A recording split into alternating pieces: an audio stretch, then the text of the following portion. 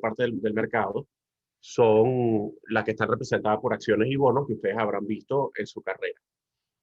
Y bueno, que reciben muchísima atención.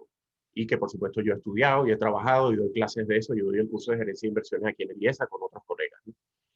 Dentro de las inversiones alternativas que en recientes años han tomado un auge enorme, estos son inversiones diferentes a acciones y bonos, o sea, todo lo que sea invertir en bienes raíces, en private equity, en commodities, en hedge funds, en arte, ahí es donde viene lo nuestro, y otras más. Eh, entonces, todo eso son inversiones alternativas que tienen otras características de rendimiento y riesgo, que son, algunas son muy nuevas, hedge funds tienen 30 años, mientras que las acciones y bonos tienen 2 siglos o más. Entonces, bienes raíces han estado de toda la vida. Cada una de ellas tiene sus características, ¿no? Entonces nosotros, para ponerlo en contexto, pues vamos a estudiar una de ellas, que es arte, que ni siquiera es de las más grandes que están aquí, ¿no? La más grande es bienes raíces, probablemente. Bienes raíces, luego commodities es importante, pero bienes raíces es gigantesca en los billones de dólares que representa el valor de mercado de todas las propiedades, que sean apartamentos, oficinas o comerciales y terrenos alrededor del mundo, ¿no? Entonces vamos a ver una, que es arte, que es pequeña precisamente, justamente además es pequeña. Eso es lo que vamos a estar viendo aquí, ¿no? Las características de rendimiento y riesgo del arte y varios temas relacionados con ese tema. Entonces, tengo que borrar ahora esto. Entonces, vamos a ver aquí lo siguiente.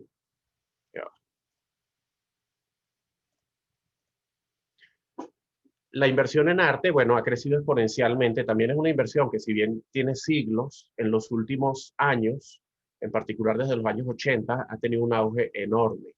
Y bueno, por supuesto a todos nos gusta el arte, todos vamos a los museos, todos hemos oído de los artistas más famosos. Aquí vamos a hablar del arte, las obras de arte, principalmente los cuadros, aunque también hay, por supuesto, esculturas y hay otra cantidad de obras de arte. ¿Cuáles son sus características de inversión? El arte ha crecido exponencialmente desde los años 80. El año pasado, bueno, el 18, que es la última estadística que hay, se negociaron unos 64.000 millones de dólares alrededor del mundo. Y bueno, vamos a ver de qué dependen los precios de las obras de arte, ¿no? Entonces, las obras de arte se venden tienen diferentes canales de comercialización, hablando ya del modelo de negocio, pues, que son las galerías, las casas de subasta, las ferias de arte, los marchantes. Entonces, todos hemos ido a galerías, hay casas de subasta, Sotheby's, Christie's son las más famosas a nivel mundial. Luego están las ferias de arte, como la de Basilea, la de Miami, y luego están los marchantes, que son vendedores particulares, ¿no? Entonces, como todo en finanzas y en todas las áreas que uno se pueda imaginar, eh, esto requiere un conocimiento especializado. O sea, el que sabe de arte como inversión o el que se prepara en eso, pues tiene que saber de finanzas, pero también tiene que saber mucho de arte y de historia del arte y de qué está pasando en los mercados. Entonces, eso es algo muy importante, como en todas las áreas. Luego, bueno, y otra cosa que se ha documentado, bueno, hablando de muchos detalles, que hay un sesgo local, ¿no? En las inversiones en arte. Generalmente las personas tienden a comprar obras de arte de artistas de su país de origen. Entonces, venezolanos tienden a comprar venezolano, argentinos tienden a comprar arte argentino. Ahora, hay que mencionar también que los venezolanos, dentro de todo, son o han sido tradicionalmente, obviamente Venezuela está en una crisis descomunal ahora, y vamos a hablar de algunas cosas del pasado y esperando que Venezuela vuelva a tiempos más normales. Pero Venezuela siempre fue un país en el que, por ejemplo, los coleccionistas fueron bastante abiertos a artistas de otros países, a diferencia de otros países que fueron mucho más locales. Aún así, siempre suele haber un sesgo local en la inversión en arte, ¿no? Aquí en el IESA hemos desarrollado, porque bueno, ese es un tema que me interesa a mí muchísimo y algún otro colega por aquí también, y entonces hemos desarrollado en los últimos 5 o 6 años, todos estos son tesis que se han hecho en la maestría en finanzas y en el MBA sobre el arte como inversión, todas están en la biblioteca. De aquí han salido algunos artículos que sé que hemos publicado, hay otros artículos que yo he publicado que los pueden ver bueno, yo les puedo dar los datos de dónde están. Entonces, bueno, ahora al hablar del arte es necesario hablar de las diferentes categorías de obras de arte que existen, ¿no? Entonces, como mencioné, bueno, lo principal suelen ser los cuadros, como quien dice, pero esos son Esos son pinturas, hay dibujos, hay esculturas, hay fotografías, hay instalaciones, hay performance, hay videoarte, hay serigrafía, hay litografía, hay grabados, hay obras múltiples, las litografías son múltiples algunas, las serigrafías también, etcétera, ¿no? Entonces hay una cantidad de medios. Algunos son, por supuesto, las pinturas en sí, que pueden ser de óleo, de acrílico, de témpera, de una cantidad de materiales, son lo que más uno ve, ¿no? En el mercado y lo que más, con lo que uno está más familiarizado. Pero hay todas esas categorías y hay categorías ahí que son muy difíciles de comercializar, como videoarte, por ejemplo. Entonces, pero todo eso existe, ¿no? Entonces, luego también está la pregunta de si las personas que invierten en arte o que compran una obra de arte, bueno, esa persona lo hace porque es coleccionista, porque es inversionista o ambos.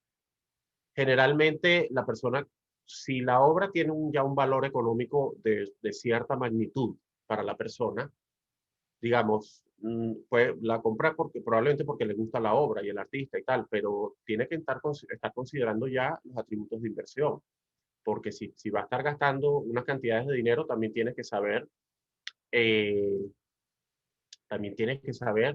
en lo que te estás metiendo, ¿no? Y si estás arriesgando muchísimo dinero. Entonces, bueno, hay otros, o sea, en el espectro hay personas que son coleccionistas puras, que pagarán lo que sea por una obra de arte si pueden pagarlo, que no le importa si pierden el dinero, porque son unos coleccionistas, bueno, ya casi clásicos así de película, incurables. En el otro extremo habrá inversionistas que no le importa lo que están comprando, solamente quieren hacer dinero, quieren y tal, no le importa si el artista es bueno o malo, no le importa la obra, nada, sino que o sea, obviamente piensa que es una buena inversión. En el medio estará la inmensa mayoría de la población, pues que compra, que quiere ver si está haciendo una buena inversión, que eso no pierda valor, etcétera, ¿no? Entonces, los precios de las obras de arte fluctúan a lo largo del tiempo. Eso, esa es otra característica. Puede ser porque cambian las preferencias de los inversionistas, de eso iremos hablando. Puede ser hitos en la evolución de un artista, puede ser por temas macroeconómicos, si la economía está mal, como está mal en el mundo en este momento, en particular en Venezuela desde hace 6 años, el mercado del arte inevitablemente va a sufrir. Ahora, cuando hay crisis mundiales, una de las características del arte es que, en general, sobre todo las obras de grandes artistas, no caen de precio tanto como las bolsas de valores. Ese es uno de los atributos que tienen las obras de arte eh, como inversión, que son un poco más, no se puede decir que son un activo refugio porque también bajan de precio, tampoco se puede exagerar eso. Pero sí, sobre todo las obras de grandes artistas tienden a aguantar de precio cuando hay caídas importantes en los mercados financieros. Y bueno, las obras de arte, entonces, como lo que estoy diciendo ahí, en periodos de crisis, las obras de arte suelen bajar de precio en menor cantidad que las acciones, tienen una baja correlación de los rendimientos con los de las acciones y los bonos y otras alternativas. Eso es un atributo positivo porque cuando uno tiene una cartera de inversión, quiere que los activos que estén ahí, que a lo mejor un inversionista tiene acciones, tiene bonos, tiene propiedades y tiene algunas obras de arte, bueno, tú quieres que los activos no tengan una alta correlación. No es que venga la crisis ahora de la pandemia y todo se venga abajo de valor a la vez, sino que no todas las inversiones se muevan a la misma velocidad. Entonces, las obras de mayor calidad tienden a mantener sus precios, eso lo hemos visto en varios estudios que hemos hecho. Eh, Hay unos costos de invertir en arte también que hay que recordar, porque si yo compro unas acciones, eso no tiene ningún costo. O sea, bueno, sí pueden tener un costo si la cuenta de inversión que yo tengo con alguna compañía me cobra una mensualidad o algo así, bueno, eso es un costo a lo mejor. Pero en el caso del arte, bueno, puede haber costos de seguros, porque una obra de cierto valor debería estar asegurada. Puedes tener costos de transacción que son altos, porque las comisiones en subasta suelen ser altas. Entonces eso quiere decir que el que compra una obra de arte no es para venderla en un año o menos, o sea, eso es para venderla dentro de muchos años. Es una inversión a muy largo plazo porque hay unos costos de negociación muy importantes. Aparte de que suele ser ilíquido, o sea, las acciones tú las puedes comprar y vender inmediatamente, las obras de arte tienes que esperar a que haya subasta, que aparezca el comprador. Entonces son características del arte, como todo tiene ventajas y desventajas, ¿no? Tiene esos costos que son un problema, pero luego hay el potencial de subidas de precio astronómicas en algunos casos, pero bueno, eso es en algunos casos. También tienes el tema de baja correlación que es positivo y también tienes el tema de que en periodos de crisis las obras de arte, sobre todo las de más calidad, suelen aguantar mejor. Precisamente hablando de eso, aquí tenemos durante la crisis financiera 2008-2009, todo este periodo que está aquí, eh, el desplome que hubo en las bolsas de valores, el S&P 500 cayó 60-65% en el peor momento. Sin embargo, las obras de arte es verdad que bajaron. Aquí tenemos 5 estilos que son grandes maestros, viejos maestros, siglo XIX, arte moderno, arte de posguerra y arte contemporáneo. Entonces vemos, todos cayeron, pero bueno, por ejemplo, arte contemporáneo y posguerra se ha recuperado. Esto llega hasta el 17, luego se recuperó un poco más. La caída fue de un 20-30% durante la crisis financiera. Sin embargo, las acciones, como les digo, cayeron 60%, es lo que digo. El arte no cae tanto. Previamente habían tenido unas alzas impresionantes. Esto es arte, estos son índices a nivel mundial, ¿no? Habíamos tenido todos estos periodos de alzas a nivel mundial hasta la crisis financiera, similar a los bienes raíces que también subieron muchísimo en ese periodo. Entonces, bueno, vamos a ver, está el tema del arte como inversión, qué rentabilidad ofrece eso al año históricamente, vamos a ver algunos estudios. El tema de finanzas también está, cómo se valora una obra de arte, también de eso vamos a estar hablando. De todas maneras, por ejemplo, si yo voy a valorar una acción, el valor es el valor presente de los dividendos futuros esperados o de los flujos de caja de la empresa descontado una tasa de descuento. En el caso de una obra de arte, no se puede valorar así, porque eso no produce ingresos, salvo excepciones de algunas obras que están en museos y que, bueno, que le dan un ingreso al museo. Pero, digamos, una obra de arte es muy difícil valorarla por ingresos esperados. Se suele valorar es por comparables, ¿no? Un cuadro es usualmente valorado observando los precios a los que obras del mismo artista se han vendido recientemente. Y aquí tenemos un cuadro de Reverón, por ejemplo, muy famoso. El, claro, valorar el arte es complejo porque, o sea, hay liquidez, hay artistas que se venden una obra al año, hay otros que se venden cada tantos años, hay otros que se están vendiendo constantemente. Pablo Picasso es el artista más prolífico de la historia y hay obras de él vendiéndose casi todos los días en subasta, casi que se puede decir eso, tiene más de 50.000 obras. Entonces, bueno, pero hay otros artistas que tienen mucho menos obras. Entonces, esos artistas que tienen menos obras, es más difícil valorarlos. Y luego no existen dos obras de un mismo artista que sean iguales. Hay artistas que tienen obras similares, si se puede decir entre sí, pero hay otros que son completamente distintas. Entonces es complejo, ¿no? Es complejo valorar, pero bueno, eso es parte del encanto del arte como inversión y que es complejo, que requiere un conocimiento. Y luego, bueno, luego está el tema del rendimiento de invertir en arte, para lo cual se han hecho muchos estudios. Yo he hecho algunos estudios de eso, que vamos a estar hablando. Hay dos métodos principales que también se usan para eh, valorar los inmuebles o para hacer índices de precio. Esto es para hacer índices de precio a lo largo del tiempo de obras de arte o de inmuebles, que son el método de ventas repetidas, está el método de ventas repetidas y el método de precios hedónicos. El método de ventas repetidas es, por ejemplo, es calcular el rendimiento de invertir en arte viendo únicamente obras que se han vendido una vez y luego otra vez, o sea, al menos dos veces la misma obra.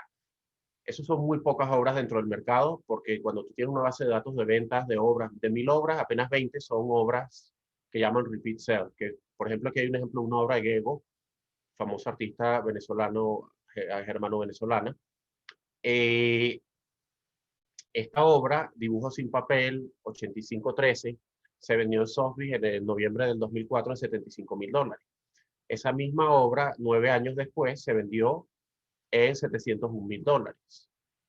Entonces, bueno, aparte del fabuloso incremento de precio que tuvo, la ponemos aquí para enseñar que, bueno, con obras como esa, que es la misma obra que se vende dos veces en el tiempo, se puede hacer un índice de ventas repetidas siguiendo unos procedimientos econométricos que no voy a explicar, pero que no son tampoco tan complicados, son con variables de UMI y de tiempo. A partir de ahí se hacen índices de precio de las obras de arte. Ese es un índice. Y el otro sería la regresión de precios hedónica. Aquí sí entran todas las obras de arte y los estudios que yo he hecho, que comentaré algunos, y la mayoría de los que se han hecho usan precios hedónicos, porque de 1.000 obras que se venden, aquí tú las puedes usar todas. Aquí tú mezclas obras de diferentes artistas y pues, si quieres, y puedes mezclar obras de un mismo artista, pero que son todas distintas. ¿Por qué? Porque tú tienes aquí la variable pendiente es el precio en forma de logaritmo, Y la variable independiente, las variables independientes son una serie de atributos dentro del modelo hedónico que vamos a estar viendo, es que si la obra está firmada, que si está fechada, cuál es el área de la obra. Cada uno de esos atributos va a tener su beta aquí que se calcula y que vamos a ver algunos resultados. Y luego hay una variable DUMI de tiempo. Si se vendió en el 2008, es DUMI 1, 0 todos los demás años. Y así cada año va a tener su variable DUMI. Entonces, de esa manera, se pueden considerar, o sea, aquí yo estoy poniendo obras que son todas, que pueden ser distintas, pero claro, la que es más grande va a valer más y eso se controla con una variable DUMI. La que está firmada vale tanto, o sea, eso tiene una variable DUMI y así sucesivamente, como vamos a ver a continuación. Entonces, usando ese método, por ejemplo, bueno, antes de ir a otros detalles del método hedónico, hay uno de los papers, trabajos más famosos, este de René Book Spanhers. Ellos calcularon el rendimiento de invertir en arte para un periodo de 50 años con 1 millón de ventas, 1.1 millones de obras vendidas. Consiguieron que el rendimiento real anual, o sea, descontando la inflación, fue 4%, que no está nada mal. O sea, le gana la inflación el arte. Luego aquí hay otro estudio para mercados emergentes. Se vio Rusia al 10%, China 5%, India 42%, pero este es un periodo muy corto alcista que tuvo antes de la crisis. Hay una gran cantidad de estudios, incluso yo he hecho estudios para América Latina, he hecho para Venezuela, que voy a comentar después. Pero bueno, el arte, de todas maneras, el arte hay que decirlo, o sea, el rendimiento histórico anual de las acciones es superior al del arte, es superior. Ahora, las acciones tienen más desviación estándar, fluctúan más de precio. El arte no sube tan rápidamente en promedio, hay excepciones de artistas que suben muchísimo, pero el arte fluctúa menos, tiene esa ventaja de que no tiene esas caídas tan pronunciadas como tienen las acciones que tuvieron ahora en marzo, que cayó 30% la bolsa, más de 30% cuando empezó lo del COVID, ¿no? Y luego se recuperaron y ahorita están en nuevos récords, etcétera. Pero el arte no fluctúa tanto, eso es una ventaja, ¿no? Que no fluctúe tanto, que no tenga tanta volatilidad. Pero en promedio las acciones dan más rendimiento, eso en promedio. Tú puedes conseguir artistas que el que invirtió ese artista en Warhol hace 50 años, ahora vale una fortuna. Hay tantos artistas que han subido, otros han bajado, igual que las acciones. No todos los artistas suben, algunos bajan. ¿Cuáles son esos atributos potenciales que explican el precio de una obra de arte? Eh, de los atributos están, de los atributos está la técnica, por ejemplo, si es en óleo, si es en acrílico, si es acuarela, si es lápiz. Generalmente, eso no va a ser igual para todos los artistas, pero generalmente las obras de óleo, por ejemplo, son más caras. ¿Por qué? Bueno, no está claro exactamente, o sea, puede haber diferentes explicaciones. Una es que ser un artista que maneje bien el óleo es más difícil que otras técnicas, eso argumentan algunos. El óleo dura más tiempo, o sea, puede durar siglos, otras técnicas no. En todo caso, las obras de óleo de un artista suelen valer más que las de acrílico. Eso no siempre es así para cada artista, pero en promedio, en general. Porque, por ejemplo, en China hay una gran tradición del uso de la acuarela, entonces allá se valora mucho la acuarela. Entonces depende de cada caso. Pero la técnica va a afectar. Una obra lápiz vale menos que una de óleo casi siempre. Casa de subasta. Si se venden las casas de subasta más reconocidas a nivel mundial, que son Sotheby's y Christie's, generalmente valen más que en otras casas de subasta. Si se vende en Nueva York y Londres, también. ¿Cuál era la edad del artista al momento de crear la obra? Entonces, para muchos artistas, las obras que hace cuando están en sus 20 y 30 de años de edad son las más valiosas de su carrera. Por ejemplo, nosotros hicimos un estudio para 5 artistas latinoamericanos y para 4 de ellos, que son Wilfredo Lam, eh, Tamayo de México, Rivero de México y Roberto Mata de Chile y Wilfredo Lames de Cuba. Para esos 4 artistas, las obras de sus primeros años son más valiosas que las que hicieron después. En cambio, para Botero, que era el quinto artista, las obras más recientes de Botero valen más que las que hizo al principio. Eso depende del artista, depende de cuál fue su progreso a lo largo del tiempo, depende de una serie de factores que están en la literatura, pero va a afectar el precio. Cuando nosotros vemos a Cruz Diez y Soto, sus obras, las obras que ellos ejecutaron en los años 60 o 50 son mucho más valiosas que las obras que hicieron después en los 90 o a principios de este siglo, bueno, hasta antes de fallecer, obviamente, pero las obras entonces de los artistas dependen del momento de la carrera en que las ejecutaron. Depende si está firmada, generalmente vale más. si está fechada también, el área. Generalmente las obras valen más mientras más grandes son el área. Ahora el aumento es decreciente, ¿no? O sea que la regresión me da que la variable es positiva de área y área al cuadrado da negativa, o sea que es aumento decreciente. La segunda derivada es decreciente. Porque que la obra siga aumentando no va a aumentar proporcionalmente el precio, aumenta decrecientemente. ¿Cuál es la condición de la obra? Obviamente si está en malas condiciones vale menos. Si es una obra de hace siglos, tú no esperas que esté en las mejores condiciones, hay que ver cada caso. Si el artista está vivo todavía o ya falleció. Bueno, luego hay otras variables, por ejemplo en Nueva York y en otros lugares, ellos tienen una subasta nocturna que es la mejor y la diurna que no es la mejor. Entonces, si está en la subasta nocturna, las obras generalmente tienen un precio más alto ahí. Si ha sido exhibida en museos, tiene más precio. Cuál es la procedencia que tiene, si tiene certificado de autenticidad, cuál es el tema de la obra. Todas esas variables van a afectar. Entonces, a veces, bueno, a veces no van a afectar, pero en principio afectan. Aquí tenemos un estudio que es el de Renneberg Spanger que mencioné antes, y ellos consiguen para 1 millón de obras que ellos vieron del 57 al 2007, 1.1 millones de obras, por ejemplo, bueno, consiguen más o menos lo que estoy comentando, que se consigue mucho también en estudios que yo he hecho de otros artistas. Por ejemplo, aquí el coeficiente de acuarela y de dibujo, estos dos que están aquí, es negativo con respecto a óleo. Eso quiere decir que valen menos y es significativo. Luego, mientras mayor es la altura y el ancho, valen más. O sea, y cuando es al cuadrado, es decreciente. Quiere decir que es decreciente el aumento con el tamaño de la obra. Luego hay otras variables que estaban, el firmado si es firmada vale más, si es fechada vale más. El tema también afecta, aunque eso va a depender del artista, ¿no? Por ejemplo, las obras que más valen son, los autorretratos suelen valer mucho. Y otra que es positiva, Still Life, es naturaleza muerta. Esas son las que más valen. Claro, depende del artista. A lo mejor hay un artista, Cruz 10 no, una naturaleza muerta de Cruz 10, bueno, a lo mejor por X o Y puede tener un valor, pero en principio no es lo que tú esperas de Cruz 10, que es un arte cinético, es otra cosa. Entonces, a lo mejor no vale tanto como su obra cinética. Y bueno, pues aquí tienen otras categorías, valen menos. Los meses también influencia, hay una estacionalidad. Los precios más altos se consiguen en mayo, junio y en noviembre, diciembre, en las subastas. Por cierto que todos los estudios se hacen con datos de subasta, prácticamente todos. Si bien ese es uno nada más de los canales que hay, porque también hay galerías, también hay ferias de arte, también hay marchantes, lo que ocurre con las subastas es que esa es la información que está públicamente disponible, a la que tenemos acceso todos.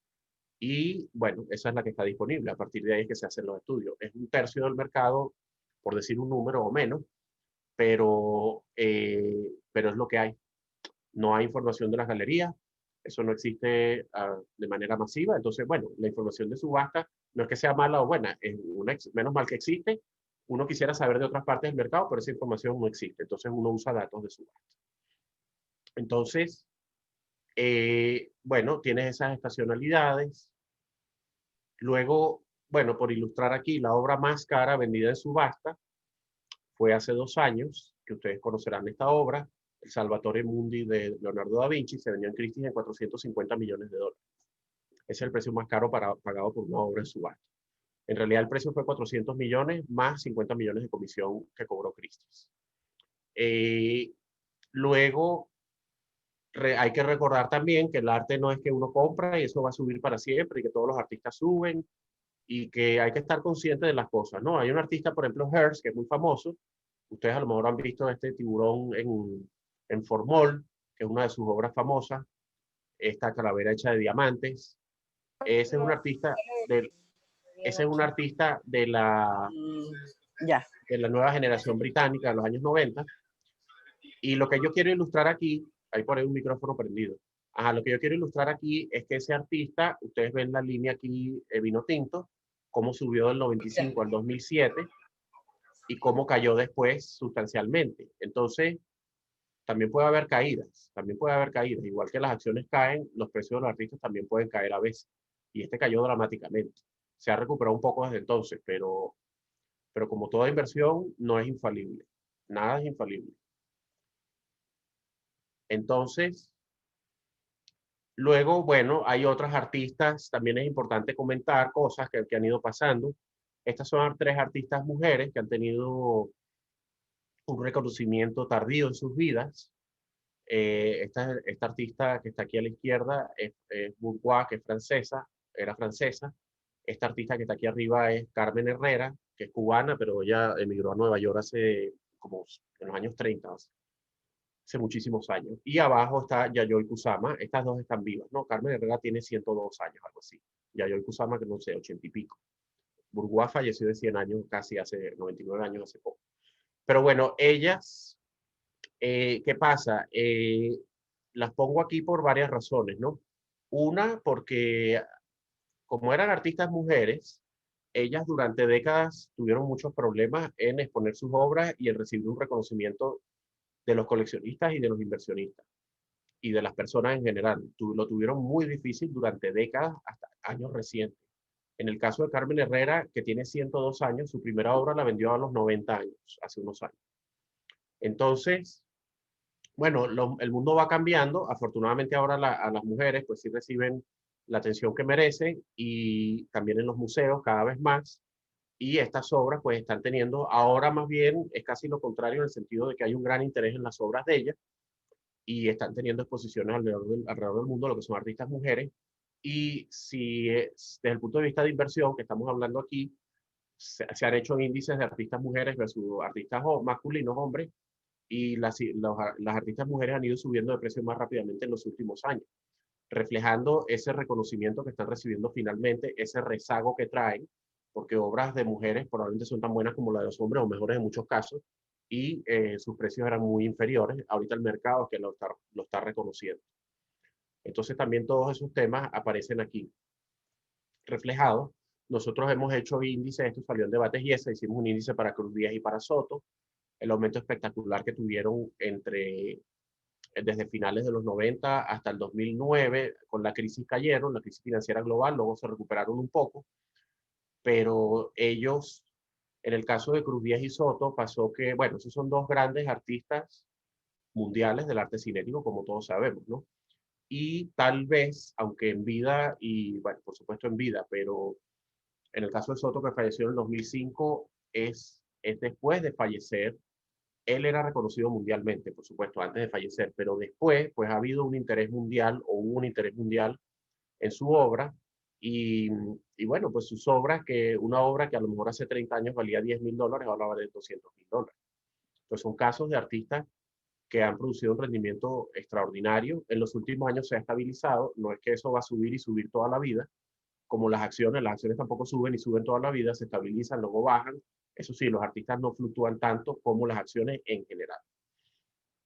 Luego nosotros, bueno, estoy hablando de una cantidad de temas, ¿no? Que tienen que ver con arte. Esto es una presentación que estoy haciendo, pero que tiene, digamos, tiene muchísimas aristas, porque nosotros aquí en el IESA, con el profesor Eduardo Pérez, que también me estaba acompañando, hemos estado haciendo estudios sobre, y con tesistas también, a su vez con sus tesis, efectos ya de cómo impacta el color de la obra de arte en el precio de las obras de arte, ¿no? Entonces aquí, por ejemplo, tenemos dos obras de Tamayo y lo que hicimos fue calcular unas variables que miden el color de las obras de arte, que son el código Red, Green, Blue, que están en todas las computadoras y todo eso, todas las pantallas, rojo, verde, azul, que son unos códigos que van de 0 a 255. Cada punto, cada píxel tiene un código Red, Green, Blue que te dice exactamente cuál es el color que pertenece que tiene ese píxel. Nosotros se lo calculamos para toda la obra, tomamos promedio, por ejemplo, y cuando el número da más bajo, quiere decir que es más intenso el color. Ustedes pueden ver que la obra de la derecha de Tamayo es más intensa en color que la de la izquierda y tiene unos números más bajos de Red, Green, Blue aquí versus esto que está aquí. Y efectivamente, bueno, y lo que conseguimos, que también se había conseguido en otros en la literatura, aunque nosotros sí conseguimos algo nuevo que voy a comentar ahora, el público en general, las personas prefieren obras con colores más intensos. Este es un ejemplo de dos obras y sí pasó. La de la derecha se vendió en $4 millones, la de la izquierda en 400,000. O sea, esta se vendió 10 veces más, tiene colores más intensos. No siempre va a pasar eso. Pero en promedio sí lo conseguimos en las regresiones, que las personas quieren colores más intensos. Esto tiene además implicaciones para mercadeo, para psicología, para otras cosas, ¿no? Porque cuando se lanza un producto, tú quieres saber los colores, cómo reacciona la gente. Aquí tenemos información del mercado del arte que nos dice qué es lo que está pasando. Nosotros en realidad hemos conseguido algo nuevo en la literatura que es las personas prefieren, esto basado en los precios que pagan en subasta, obras de arte de colores más intensos, pero hasta cierto punto. Cuando el color es demasiado intenso, ya la gente empieza a pagar menos. O sea, hasta ahora en la literatura se había conseguido una relación lineal, ¿no? Mientras más intenso el color, por decir, más vale la obra. Sería el precio, ¿no? Y intensidad, vamos a llamar aquí. Pero nosotros hemos conseguido que en realidad, al tú tener más intensidad, si va subiendo, va subiendo, va subiendo, pero luego cae. Cuando es demasiado intenso, pues aquí, el color de la obra de arte ya empieza a bajar de precio. Eso sí lo hemos conseguido y es un paper que estamos tratando de publicar y eso sí es nuevo completamente. Cuando uno hace un paper quisiera reportar algo nuevo, ¿no? Porque si está reportando lo mismo que ya se consiguió, no estás añadiendo nada. Entonces eso es lo que estamos contribuyendo, consideramos, en ese paper. Lo hicimos para Rivera Mata, para Fernando Botero, Wilfredo Lam, lo estábamos haciendo también para Cruz 10. Y bueno, para cerrar en la última parte, pues vamos a hablar de arte venezolano. Estos son obras, todos estos son, aquí arriba, este es Michelena, que era la obra, sí, perdón, es la obra más cara que se ha vendido en subasta de artista venezolano alguno, $1.200.000. Este que está aquí es Roberto, este que está, el segundo, este es Roberto Obregón, este era Michelena. Este es Roberto Obregón, un artista muy importante conceptual venezolano. Este es Narváez, este es Emilio Boyo, este es Vigas, este es Loifer, este es Gego, que mencionamos antes, este es Otero y este es Cabré. Ahora ve cómo borro todo eso. Ajá. Entonces, nosotros, bueno, hemos hecho algunos estudios, claro, del arte venezolano y ¿qué tenemos aquí, por ejemplo? Bueno, yo tuve la suerte de poder recaudar, recabar información de obras vendidas en subasta de Venezuela desde el año 69. Porque si tú vas a hacer un estudio de cualquier país de América Latina emergente, no puedes ir tan atrás. ¿Por qué? Porque en el año 69, en los 70, Venezuela era el país más rico de América Latina. Y lo fue en los 80, en los 70, en los 60. Si no el más rico, uno de los más ricos. Y aquí había un mercado grande y había una tradición enorme. Este era el paraíso de los galeristas, casi de América Latina. Y había subastas. Empezó la Sala Mendoza en el año 57, luego hubo otras casas de subasta, más adelante apareció la Galería Odalis, que también hace subastas regularmente, y aparte de eso, pues está la información de Christie, Sotheby's y otras subastas internacionales donde se negocian artistas venezolanos. A partir de ahí, yo hice, este es un paper que ya publiqué, calculé índices para el arte venezolano, dependiendo de, digamos, había 50 artistas, más no podía poner porque hace falta que sean por lo menos 20 obras vendidas por artista para hacer el índice. Y yo quisiera haber tenido índice surrealista, índice siglo XIX, qué sé yo qué, más desagregados, pero lo más que pude hacer, porque no hay suficientes artistas, es hacer un índice abstracto, un índice paisajista y un índice de arte figurativo para Venezuela, que son esos valores que ustedes están viendo ahí. Entonces, ¿qué llama la atención? Bueno, pueden llamar la atención varias cosas y ustedes vayan escribiendo preguntas y luego las trataremos de responder, pero hasta principios del 90, si ustedes ven aquí, hay varias cosas que llaman la atención. Hasta principios de los 90, hasta por aquí,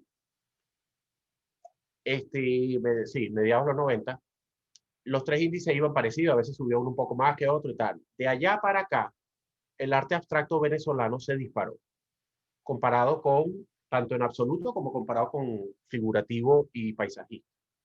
¿Por qué? Bueno, el argumento es que ¿quiénes están detrás de ese índice abstracto? Abstracto incluye abstracto geométrico y abstracto informalista.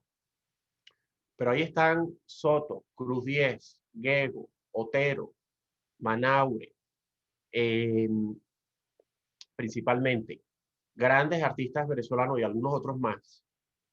Dentro del movimiento cinético, varios de ellos, otros abstractos geométricos, casi todos abstractos geométricos, que, bueno, pues fueron como, vamos a decir, descubiertos por el mundo en los últimos 20 años y han tenido una alza enorme en sus precios. Y entonces, bueno, eso se refleja en el índice abstracto. Y hay unos compradores internacionales para esos artistas. ¿Qué es lo que pasa con paisajistas y figurativos? Que Venezuela ha dado grandes artistas paisajistas y figurativos. Por supuesto, Cabré sería paisajista, figurativo entraría, el mayor artista sería Reverón probablemente. Bueno, que su público comprador es principalmente venezolano. Y como Venezuela ha estado en crisis, en particular de los últimos, del 2013 para acá, usted sabe que estamos viviendo la peor crisis que ha habido país alguno en el mundo en el último siglo, de país alguno que no esté en guerra, pues el arte, igual que todo, ha sufrido. Entonces, si hay una crisis económica como la que hay, los precios de las obras de arte no van a subir, van a bajar. Y entonces los artistas que se han mantenido son los artistas más importantes y además los que tienen un público internacional que compra eso en dólares y que ha podido aguantarse. Pero los artistas que venden principalmente localmente, pues no han podido sobrevivir, digamos, sus precios han sufrido producto de la crisis económica, igual que han bajado los...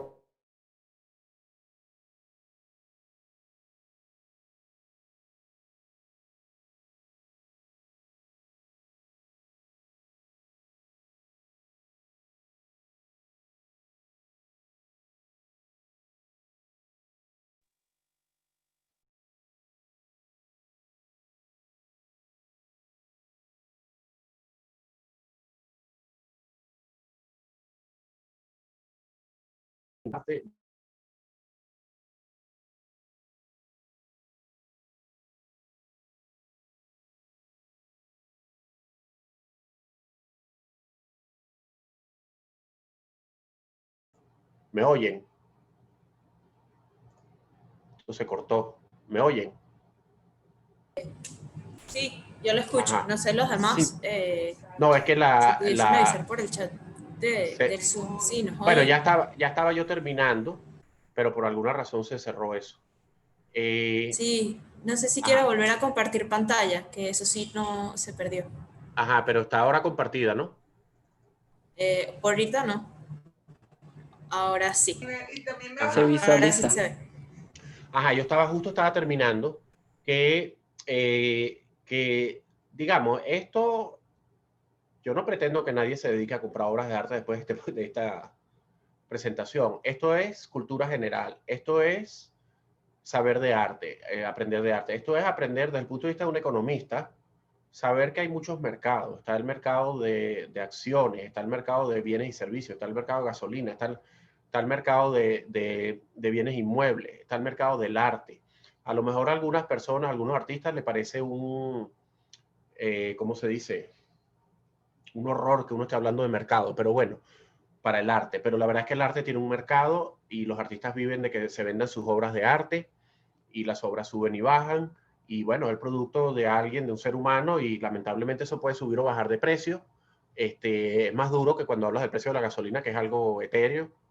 Eh, pero bueno, es bueno que ustedes sepan que existen estos mercados, que es muy interesante, que hay que estudiarlos a fondo, como todo. Esta es una de las tantas inversiones alternativas. Estaban las otras hedge funds que yo también he estudiado, bienes raíces también, capital privado, commodities. Esta es una muy particular, tiene mucha atención en tiempos recientes. Y entonces también, ahora, el invertir en arte es invertir desde artistas que ya son famosos o que son conocidos, que pagan ser más caros, o invertir en artistas jóvenes que están surgiendo. El costo de las obras va a ser mucho más barato porque son jóvenes probablemente, y ahí es donde alguien puede acertar y comprar un artista que va a ser famoso en el futuro. En todo caso, al invertir en arte no es que me gustó la obra y por eso va a subir, eso no, eso es lo de menos casi. Hay que estudiar el artista a fondo, en dónde nació, qué edad tiene, o sea, porque si ya es una persona mayor y no ha hecho nada hasta ahora de obra, es difícil pensar que a futuro lo va a hacer, ¿no? En dónde estudió arte, muy importante saber dónde estudió. Por ejemplo, la maestría de arte más importante del mundo, de Bellas Artes, está en la Universidad de Yale, de Master in Fine Arts. Los egresados que salen de esa maestría, no del pregrado, ya de la maestría, eso ya están garantizados con galerías y tal, de que van a tener representación y lo tienen todo por delante, bueno, a no ser que metan la pata, pero digamos, es importantísimo dónde estudiaron. Si entraron ahí es porque ya eran muy buenos, pero salen, se supone que siendo mucho mejores artistas. ¿Desde cuándo es artista? ¿En qué exposiciones ha participado? Un artista que no participa en exposiciones no está siendo visto por el público, no tiene mucho movimiento. Eso, o sea, tiene que tener movimiento, ver que se está moviendo, que luego le represente una galería reconocida, si ha obtenido premios, todo eso añade a su trayectoria. Que esté presente en colecciones públicas y privadas. Si una colección privada lo agrega a su colección, eso es un impacto positivo para el artista. En Venezuela, la galería más, la colección más importante privada probablemente es la de Patty Phelps de Cisneros, que ustedes conocen. Y en esa colección hay representados una cantidad de artistas, pero de altísimo nivel. Entonces, si esa colección agrega un artista o decide incluir un artista, eso va a tener un impacto en el artista, obviamente, ¿no? Tiene menciones en libros y publicaciones de arte, tiene un historial de precios, cómo ha evolucionado. Entonces, son elementos a tener en cuenta a la hora de hablar de arte. Y bueno, entonces eso sería todo.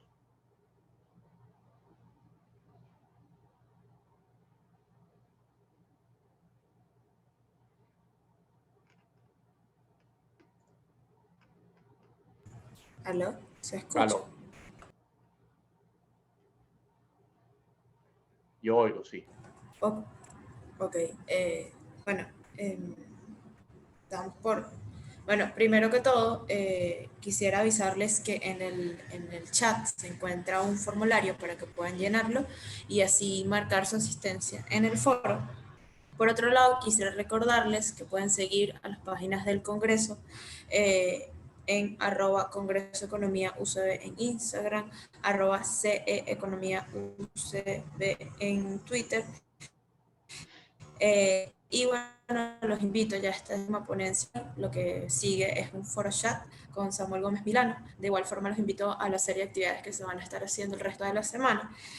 También quisiera confirmarles que estas actividades todas tienen un certificado por la Escuela y la Facultad de Economía de la Universidad Central de Venezuela si asisten a mínimo el 50% de las ponencias. Y bueno, ahora voy con las preguntas que se encuentran en el chat hacia el ponente. La primera es, ¿tiene alguna investigación acerca de la inversión numismática?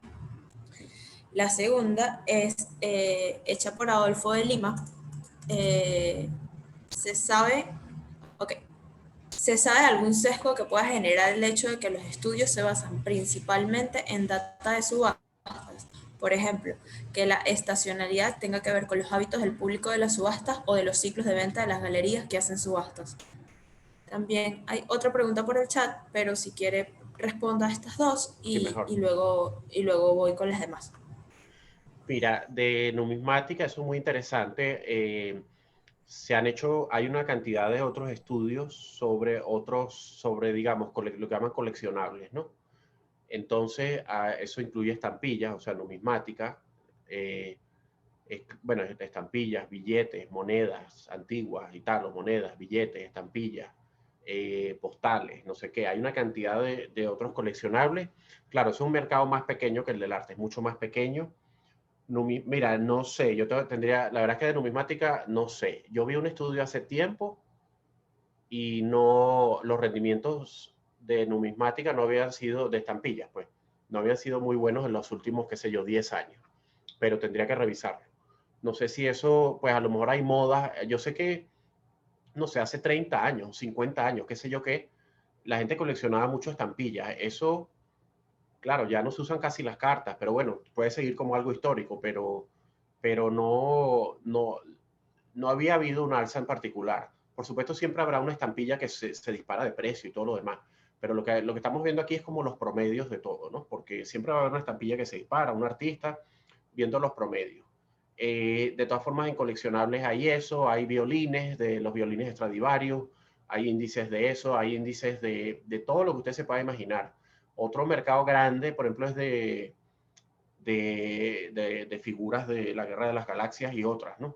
El más grande es la Guerra de las Galaxias, pues el que tiene más fanáticos probablemente y el que tiene más figuras. Y en estos días leí una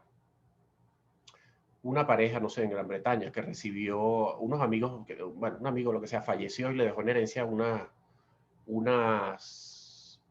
las naves, pues, los muñequitos, la cosa de la Guerra de las Galaxias, y ellos no sabían qué hacer con eso y no sabían, y estuvieron a punto de echarlo a la basura, y resulta que esa colección vale en subasta, se estima $500,000. Entonces, hay cosas que valen muchísimo. son poquitas, ¿no? Pero a veces uno tiene cosas de antes que valen muchísimo. Ustedes lo saben por eBay, Mercado Libre, que hay cosas que pueden valer una fortuna. Luego están las estampas de béisbol, las barajitas. Hay una barajita de béisbol que se vendió más de $1.000.000. ¿Por qué? Bueno, porque es única. Por supuesto, muchos van a decir, ¿cómo alguien paga $1.000.000 por una barajita de béisbol? Bueno, hay gente que tiene dinero, es única, la única que hay de tal beisbolista del año 1910, no me acuerdo. Y bueno, tiene todas las características y valió eso. Entonces, sí, a veces la gente vota cosas que no sabe que valen mucho, sobre todo si son antiguas, pero hay muchas cosas antiguas que no valen nada, ¿no?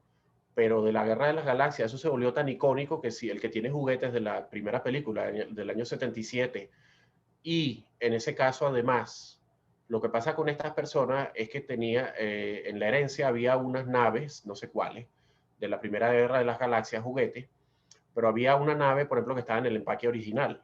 Entonces, supuestamente cuando está en el empaque original vale como 50 veces más que si está suelta. Y esa es la única nave, o la segunda que se conoce que está en el empaque original. Nada más que ese juguete envuelto en su empaque original vale $40.000. Entonces, bueno, todo eso es coleccionable. Y ustedes ven los programas, eso es el precio de la historia y todas esas cosas, que las cosas valen algunas. Entonces hay índices y habría que ver. De todas maneras, Voy es con... difícil. Es difícil saber, o sea, que uno compra algo de eso y va a subir de precio. Lo bueno es si uno lo consigue a un precio barato y tal, y resulta que vale mucho más. La segunda pregunta de los sesgos, sí, efectivamente en las subastas puede haber sesgos porque en las galerías puede haber otro. Porque, por ejemplo, a veces, pero ese sesgo también debe estar presente en las galerías. Cuando el mercado baja, la gente que quiere vender sus obras de arte, sobre todo las obras muy buenas, se retira. Dice, yo no voy a vender, igual pasa en las propiedades, ¿no? Cuando el mercado baja, la gente dice, yo no voy a poner venta en mi apartamento porque el mercado está malo, yo voy a esperar que esto mejore. Y entonces tú ves que hay una caída de la liquidez y entonces salen a la venta no las mejores obras, sino obras ya secundarias a veces. Entonces hay sesgos en los datos, por eso es inevitable, pero lo mismo pasa en los bienes raíces, ¿no? La estacionalidad tiene que ver probablemente con que las grandes subastas, Sotheby's y Christie, sus subastas más importantes las hacen, este año es distinto por la pandemia, pero históricamente las hacen en mayo, junio y en noviembre, diciembre.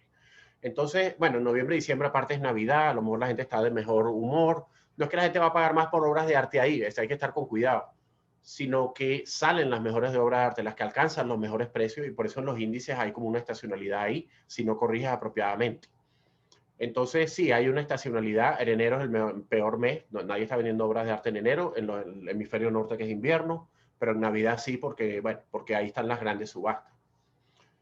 Entonces, bueno, eso, ¿qué otra pregunta había? No sé si respondí, pero bueno, ¿qué otra pregunta había? Ok, le voy a leer 4 preguntas. No sé si prefiere que sean 2 y 2 o se Sí, las mejor leo 2 y 2 todas de porque una si vez. no se arriesga Ok, que se pierda. ok. Si vemos el arte como forma de inversión, pudiera existir un método de diversificación. Me dedico al área de inversión y eso es clave para tener un portafolio. La pregunta sería, ¿hay algún método de diversificación en obras de arte? Y la otra pregunta sería, ¿invertir en arte venezolano con la actual situación económica sería algo negativo? ¿Cómo afecta al arte venezolano la situación política y exterior? Con respecto a la diversificación, este, digamos, están los bancos de inversión internacionales que manejan grandes cantidades de dinero.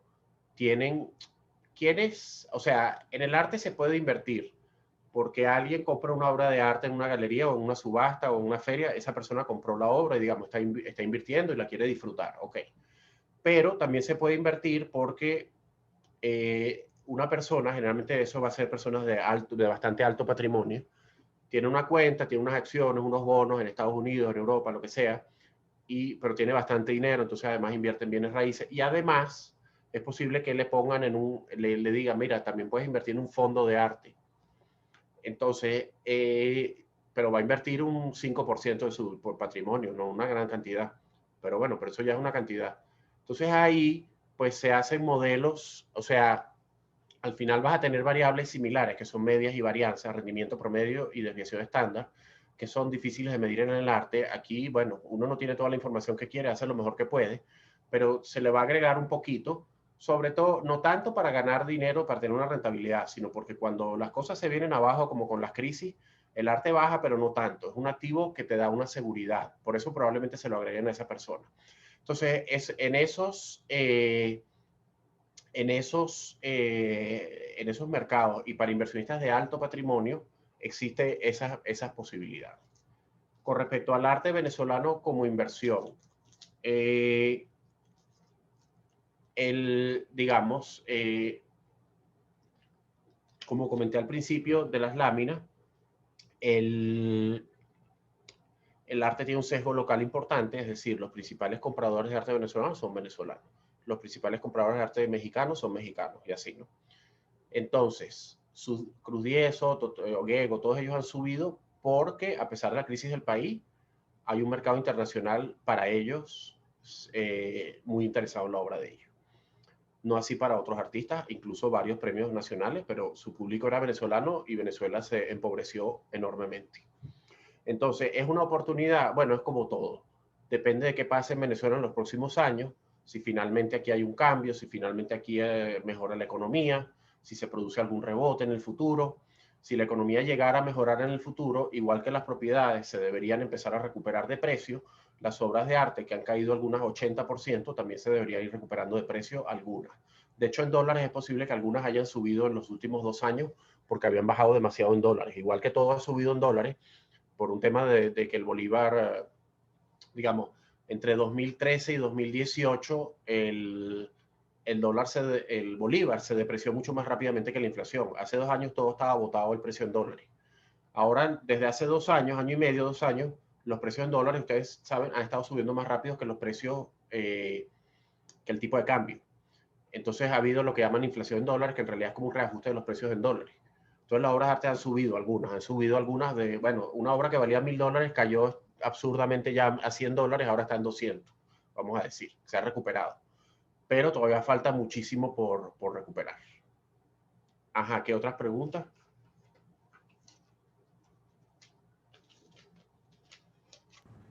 Ok, voy con las otras dos preguntas. ¿Por qué por lo general se evalúa mucho más en el mercado del arte las obras de un artista cuando éste ha muerto que en su momento en vida? Y considera que la música se puede tomar también como activo de inversión en cuanto a música académica actual. Ajá. Con respecto a lo de si el artista ha fallecido o no, que es una pregunta siempre un poquito creepy, por decirlo de una manera, hay un mito que dice cuando un artista fallece sus obras valen más. Eso es verdad en algunas cantidad de casos, pero eso no siempre es así. ¿Por qué? Bueno, porque lo que se ha visto en la literatura, los papers de finanzas dedicados a esto, hay un paper por ahí que encuentra, ahorita me acuerdo, creo que era Ashenfeld, pero no me acuerdo ahorita, ellos consiguen que, eh, claro, también depende cuándo fallece el artista. Y repito, esto es una pregunta bastante creepy, ¿no? Pero si un artista eh, ya, o sea, como te digo, si ya era muy mayor y digamos, no es una sorpresa que fallece, porque ya es una persona muy mayor, pero si es joven, si todavía no había alcanzado un reconocimiento en mercado, es posible que su obra baje porque nunca terminó de despegar, ¿ves? Si había despegado y estaba enrumbado, y le pasa algo, bueno, entonces ahí es posible que sus obras se disparen, porque lo que había producido, primero, o sea, al fallecer, desde el punto de vista de economía, se acabó la nueva oferta de obras, oferta y demanda, pues. Eso es lo que pasa al fallecer, no hay más obras. Entonces, si era joven y ya tenía un reconocimiento y tal, y le faltaba bastante y fallece, bueno, puede ser que suba ahí. Entonces depende del momento de la vida, depende del artista. La segunda pregunta, música académica. La verdad es que no sé, música académica específicamente qué. O sea, la persona que hizo la pregunta, ¿a qué te refieres? Porque aquí de lo que estamos hablando es de algo que se pueda vender, que es una estampilla, antes hablaron, una obra de arte, un muñequito de la Guerra de las Galaxias. pero una música académica con respecto a qué. Entonces, si te refieres a partituras, a lo mejor te refieres a partituras antiguas. Bueno, eso tiene su mercado también. Eso tiene todo lo que es antiguo y que tiene un interés, tendrá un mercado. Y ustedes lo saben en el precio de la historia, en todos esos programas.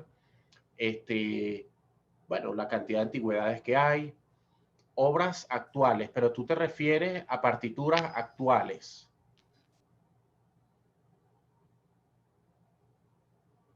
Romar, que te estoy viendo ahí que escribió. En obras actuales, o eso es lo de las partituras, es que no sé, porque, ajá, partituras actuales. Bueno, ¿qué te digo yo? Vamos a ver, eso depende. Obviamente no soy para nada experto en el tema de las partituras. Eso yo lo he oído y están aquí preguntando y tal. Lo que te puedo decir es, si, o sea, ¿cómo te lo pongo? Coca-Cola, lo que produce Coca-Cola, las botellas, las neveras, la chapita, todo lo que ustedes se imaginan es coleccionable. Coca-Cola es 1886. Entonces los productos de Coca-Cola antiguos, la gente paga miles de dólares a veces por una nevera de los años 40 de Coca-Cola, qué sé yo. Entonces Coca-Cola sigue produciendo cosas. Tú puedes comprar una Coca-Cola, bebértela, a lo mejor guardas esa lata y a lo mejor dentro de 30 años alguien te va a pagar algo porque es antigua y porque es Coca-Cola.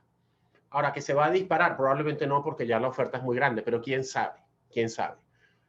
En la partitura sería algo así, bueno, las partituras antiguas valen, a lo mejor, porque si era de un músico famoso y tal, ok, eso vale, pero las actuales van a depender de que sea de alguien famoso o de que esa persona luego se haga famosa, supongo, depende de que sea de alguien famoso. Y si no es famoso, que se va a hacer famoso. Ahora, no sé, ese mercado es un mercado que debe ser bastante reducido, ¿no? Eso no hay mucha gente comprando y vendiendo eso. Entonces, si alguien va a invertir en eso y es una partitura actual, lo que sí le digo es que es una inversión a 10, 20, 30 años, una inversión a larguísimo plazo. Es una inversión a muy largo plazo. Es un mercado pequeñísimo, debe ser. Y es un mercado pequeño y líquido a larguísimo plazo. Y no creo que pague mucho la persona. Y bueno, con la esperanza de que tenga un alza, pero es complicado. ¿Qué otra? Ajá. Bueno, ahora voy con las últimas dos preguntas, ya Sí. para ir cerrando el foro. ¿Qué exposición impositiva ve en las variaciones de valor de dichas inversiones? Impuestos sobre la renta, impuestos a grandes patrimonios. ¿Y cuál sería la parte impositiva y cómo son las primas de seguro? Bueno, las primas de seguro suelen ser un pequeño porcentaje de la obra. Eso está bastante desarrollado en otros países, aquí no. Y bueno, en Venezuela la industria de seguro también ha sufrido muchísimo por la hiperinflación y todos los problemas que hay. Puedo hablar más en ese sentido de internacionalmente, Estados Unidos, Gran Bretaña, Europa, y tampoco soy experto en el tema impositivo, no soy abogado, pero, bueno, perdón, esa es la parte de impuestos, pero en la parte de seguro suele ser un porcentaje, 1 o 2% del valor de la obra, que seguro hay que tasar la obra. Ese seguro que puede ser contra robo, contra incendios, contra daños, porque una obra se puede dañar. Y ese es un problema que tiene un costo. Pues cuando uno tiene unas acciones, eso no le va a pasar nada. Incluso si uno no tiene una cuenta de inversión en Estados Unidos con acciones, eso está protegido hasta 250,000 de que quiebre el banco de inversión en donde tienes las acciones. O sea, no va a pasar nada, no debería pasar nada. Pero en las obras pues se pueden dañar, las pueden robar, puede pasar cosas, ¿no? Puede haber un incendio, etcétera. Entonces, el seguro es 1%, 2%, algo así del valor de la obra. Depende de cada caso, dependerá de cada caso. Para seguro además se le suele poner un valor relativamente alto porque tú te quieres proteger de que si a lo mejor tienes un valor sentimental para ti, te dicen que vale $10,000, pero en realidad para ti vale mucho más que eso, le pone un valor más alto.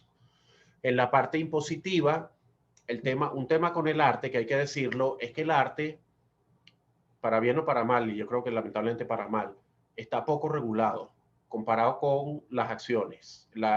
Cuando se compran y se venden acciones en las bolsas, eso está bastante regulado, está la SEC viendo todas las transacciones, no se pueden manipular los precios, eso es un delito, no se puede hacer insider trading. En el caso del arte, eso está más en el aire. Y ha habido prácticas poco éticas, algunas han sido se han llevado a corte, a veces ha perdido la persona y tal, pero lamentablemente es más complicado el tema del arte en lo que respecta a la regulación y a la transparencia. Se está tratando de mejorar eso a nivel mundial para que no se evadan impuestos, para que no se hagan otras cosas feas. Se está avanzando en eso, se ha avanzado lentamente, pero en Estados Unidos, si tú compras una obra de arte en 10 y la vendes en 20, tú deberías pagar un impuesto a la ganancia de capital. Igual que si compras una acción en 10 y la vendes en 20, tienes un impuesto a la ganancia de capital. Impuesto a la renta no debería haber porque no te genera ninguna renta la obra de arte. Pero impuesto a la ganancia de capital sí tiene. Y la persona que lleva esto seriamente y tal, pagará su impuesto a la ganancia de capital.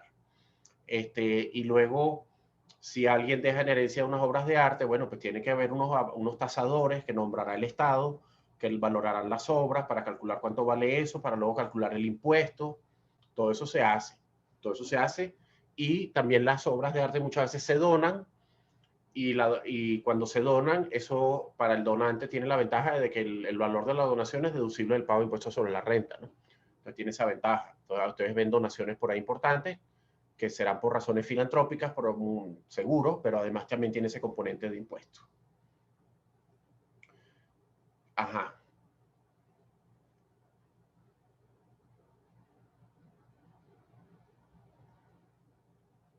Bueno, entonces ya podemos dar como culminada la ponencia, no sin antes, no podemos ir sin agradecer a nuestros patrocinantes, Econométrica, Value y CoinGroup. También quería recordarles que si conocen a que algunas personas que quieran disfrutar de esta ponencia y no pudieron estar en vivo para disfrutar de ella, van a encontrar todas las ponencias del Economaratón en el canal de YouTube del CE Economía UCB y los invito que si les gustó la experiencia a reseñarla o a contarnos qué aprendieron de esta ponencia usando el hashtag Economaratón.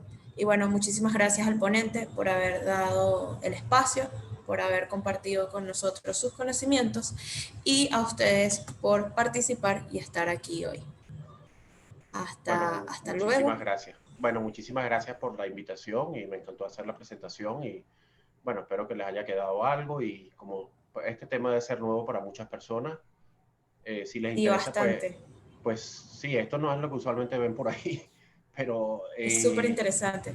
investiguen y bueno, esto tiene implicaciones para bienes raíces, para otra cantidad de inversiones, no solamente son acciones y bonos, también hay otras inversiones y tiene implicaciones para eso, ¿no? Entonces, bueno, investiguen, pues esta es la puerta de entrada para muchas otras cosas que ustedes pueden hacer. Hasta Bueno, luego para todos. hasta luego. Nos vemos.